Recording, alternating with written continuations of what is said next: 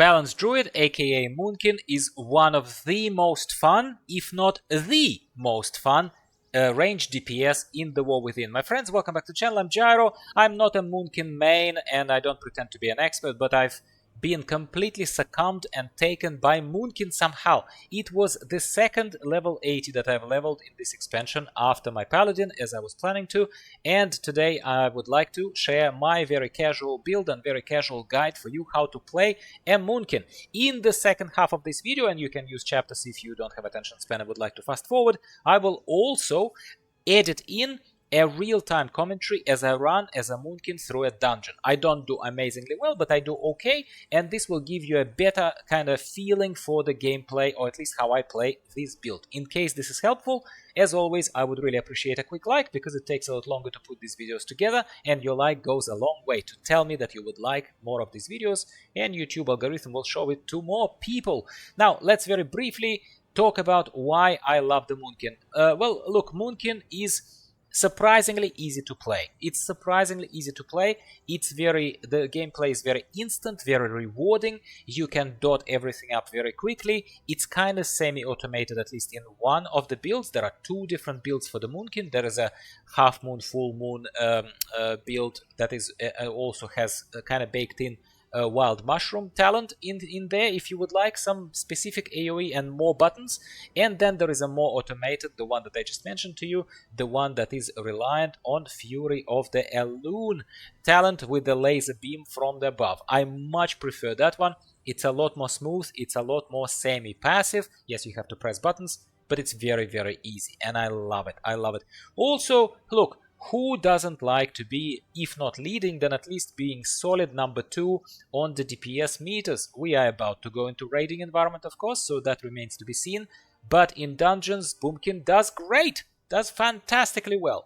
You can AoE things, you can single target pretty solidly in very crappy gear as well. So I'm a big fan, big fan. The rotation in the Boomkin is very, very predictable. The builders are very predictable and the spenders are very predictable. It may not be your thing, but it happens to be mine. And it does remind me a lot of the gameplay of Retribution Paladin, which I also love for its simplicity and predictability in the good sense of the word.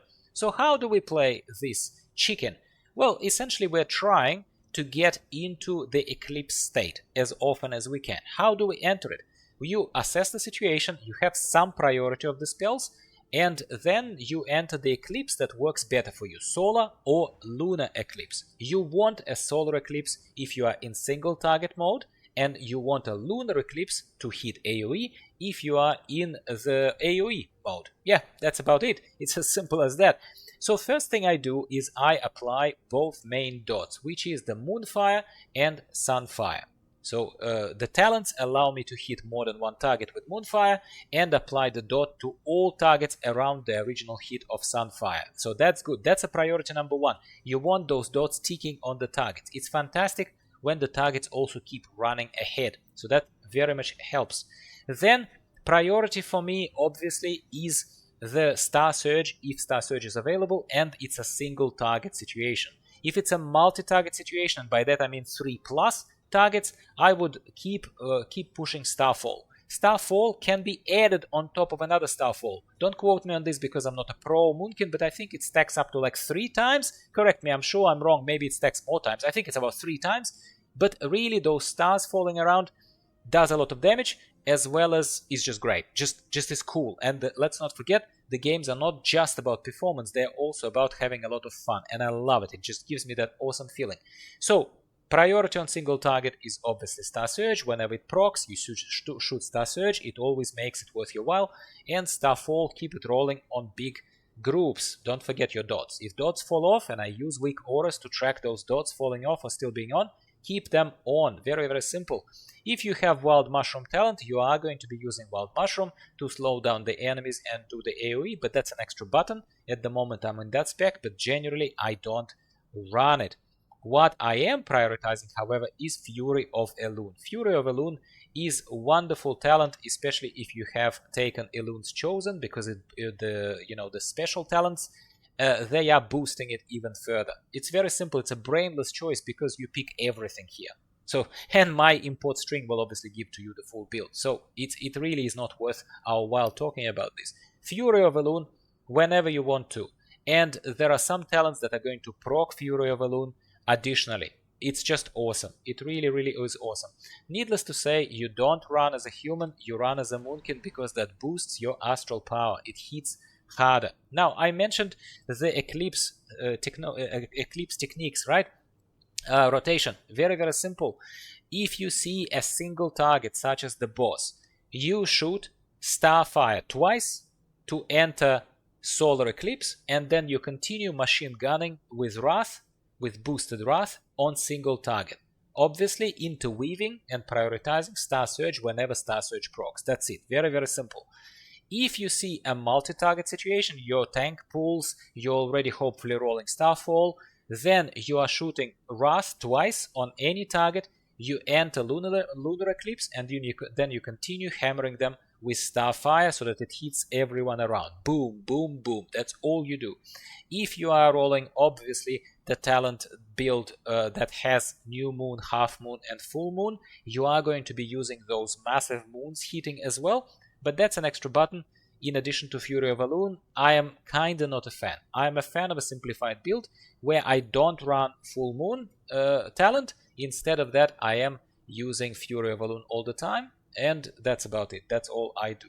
Now, defensives are very powerful in this thing as well. First of all, Chicken is obviously an armored beast, so you have increased armor, so you are a bit more tanky than a mage or something like that.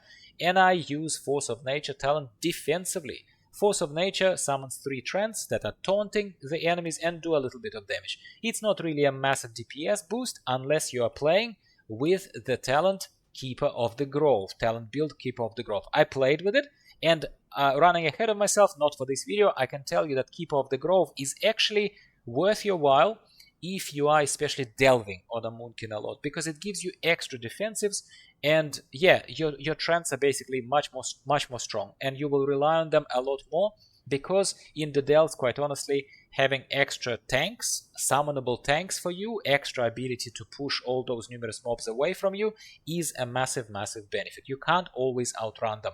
So Keeper of the Grove is really a delving tree. But running the dungeons, Elune's Chosen will be just fine for you, my friends. I also very regularly, as you see, will see me also in real time kind of recording of the dungeon. I will use Typhoon quite a lot. Typhoon is great, it's on 30 seconds cooldown. Of course, you don't want to push the enemies into other enemies, be smart about it. But 30 seconds cooldown, push them away or interrupt them. It's great, it's great. Speaking of interrupts, as you can see, I don't have it currently mapped here because of this experimental build, but you are going to be using Solar Beam to shut up all those casters. It's on 1 minute cooldown, it's not very frequent, it's not just like an interrupt, right?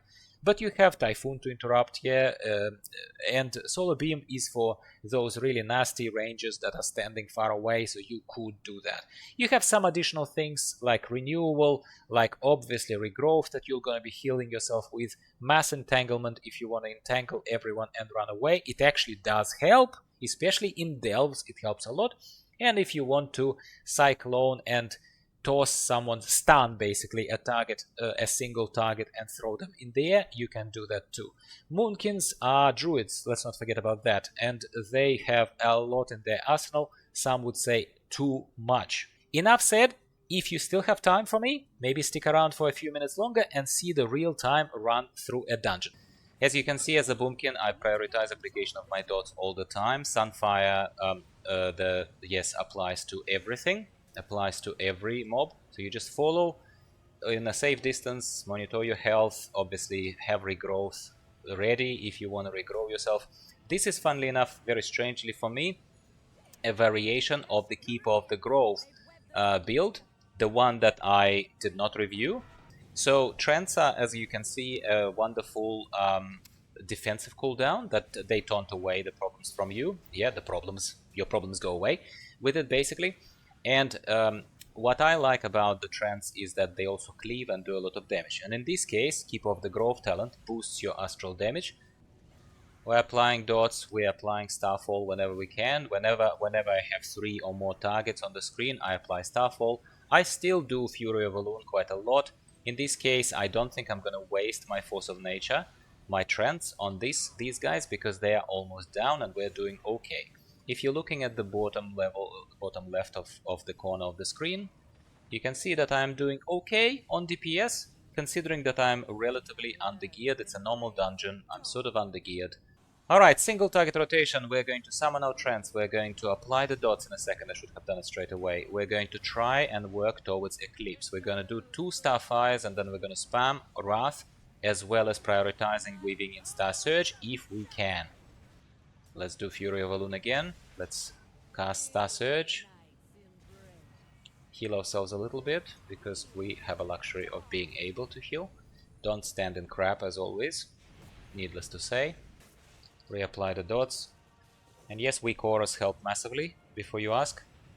At least they help me. I don't know, maybe if you're a pro Boomy and you have seen these buttons in the right place for years and years, you don't need those extra bars there indicating to you what is about to expire and what needs to be reapplied, which debuff needs to be reapplied. But I certainly need those cues on the screen. He's almost down. We're prioritizing Star Surge as a single target spell, not the Starfire in this case. Moonkin form, let's not forget. Fury of Elune, 20 dudes. Debuffs.